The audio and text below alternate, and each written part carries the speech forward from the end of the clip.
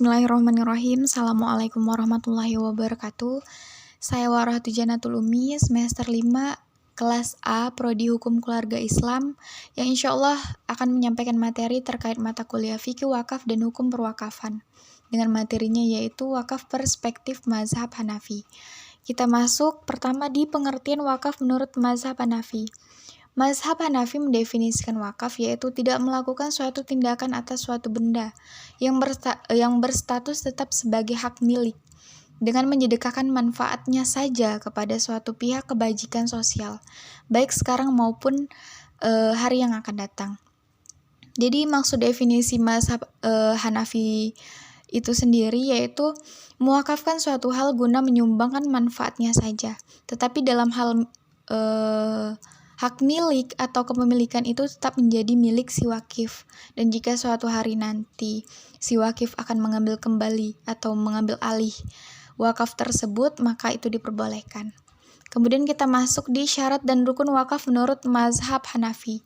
Seperti syarat pada umumnya, pertama yaitu wakif yang menyalurkan wakaf, kemudian yang kedua ada mauquf alaih.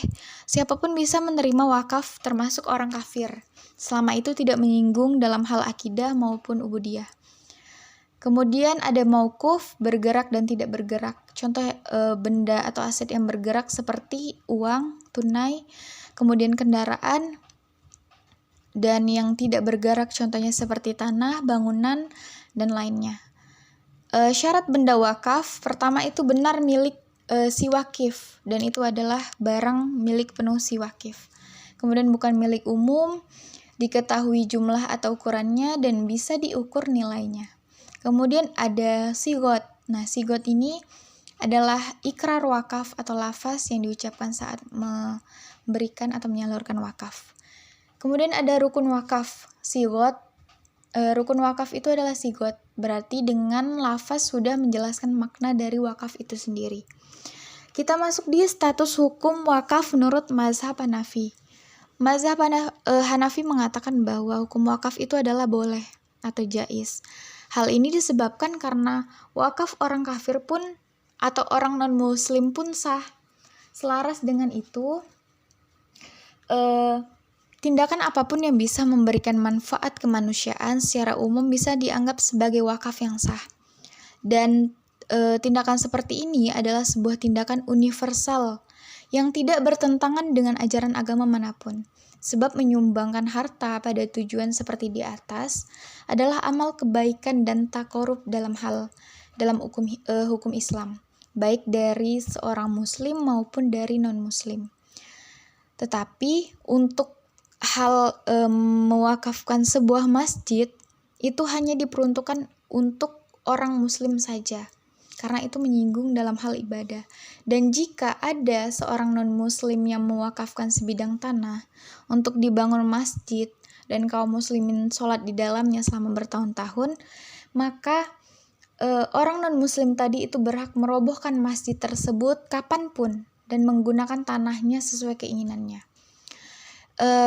Kemudian hukum wakaf itu sewaktu-waktu bisa berubah menjadi wajib jika, nah di sini poin pentingnya, jika wakaf tersebut menjadi objek nazar seseorang. Contohnya seperti jika saya lulus bulan depan lulus PNS, maka saya akan mewakafkan tanah saya yang ada di jalan ini. Misalnya, maka jika benar di bulan depan ia lulus PNS, maka ia wajib menjalankan nazarnya, yaitu mewakafkan tanahnya di jalan yang ia sebutkan tadi. Kemudian sifat wakaf sendiri tidak terdapat konsekuensi di dalamnya jika terjadi hal yang tidak diinginkan. Kemudian boleh dicabut kembali wakaf tersebut oleh si wakif. Kita masuk di perubahan aset wakaf menurut mazhab Hanafi. Perubahan aset wakaf atau penukaran barang wakaf diperbolehkan jika dalam keadaan yang menghendakinya atau dalam keadaan darurat.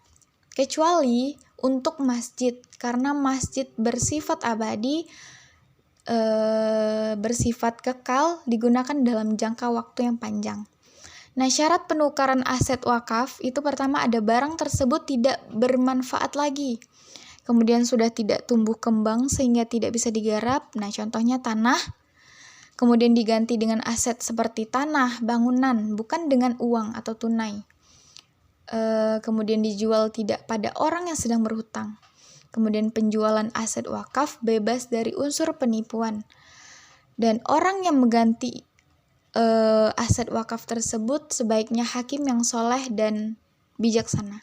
Kemudian kita masuk di status kepemilikan barang wakaf. Status kepemilikan dari harta atau aset wakaf yang telah diwakafkan di kalangan ulama itu terdapat beberapa perbedaan pendapat.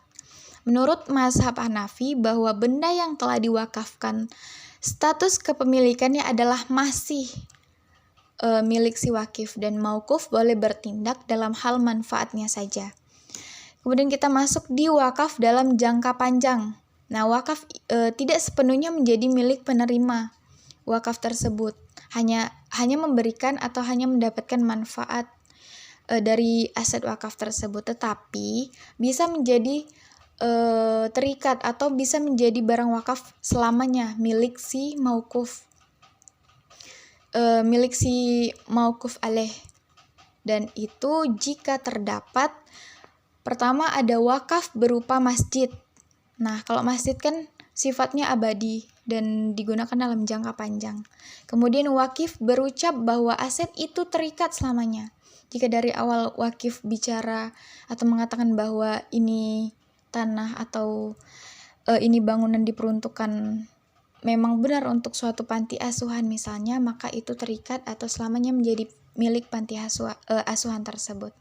Kemudian wakif mengaitkan wakaf dengan kematiannya. Dan yang terakhir ada putusan hakim. Jika putusan tersebut mengatakan bahwa wakaf itu selamanya menjadi milik si maukuf alaih, maka wakaf tersebut terjadilah dalam jangka panjang atau menjadi sepenuhnya milik si maukuf alaih. Kemudian kita masuk di wakaf tunai menurut mazhab Hanafi. Mazhab Hanafi membolehkan wakaf berupa uang karena uang menjadi modal usaha itu dapat bertahan lama dan mengandung banyak manfaat untuk kemaslahatan umat. Dan itu diperbolehkan jika sudah menjadi kebiasaan di kalangan masyarakat. Jika di kalangan masyarakat itu sering mewakafkan berupa uang, maka itu diperbolehkan. Dalam masalah wakaf berupa uang, mazhab Hanafi mensyaratkan harus ada istibdal atau konversi. Maksudnya di sini adalah yang diwakafkan karena dikhawatirkan ada ketidaktetapan benda tersebut. Jadi harus diganti dengan benda yang tetap. Karena kalau dengan uang itu bisa berpindah tangan ke yang satu dan yang lainnya. Menjadi tidak tetapnya benda tersebut. Caranya yaitu dengan mengganti uang tersebut dengan benda yang tidak bergerak. Contohnya seperti sebuah bangunan atau sebuah tanah seperti itu. Nah, dalam menyinggung dalam masa sekarang, untuk wakaf tunai itu bisa dilakukan dengan menginvestasikannya dalam bentuk mudharabah dan keuntungannya berbalik lagi pada yang seharusnya menerima, yaitu maukuf alaih. Mungkin sekian penjelasan dari saya. Selebihnya saya mohon maaf. Terima kasih banyak. Wassalamualaikum warahmatullahi wabarakatuh.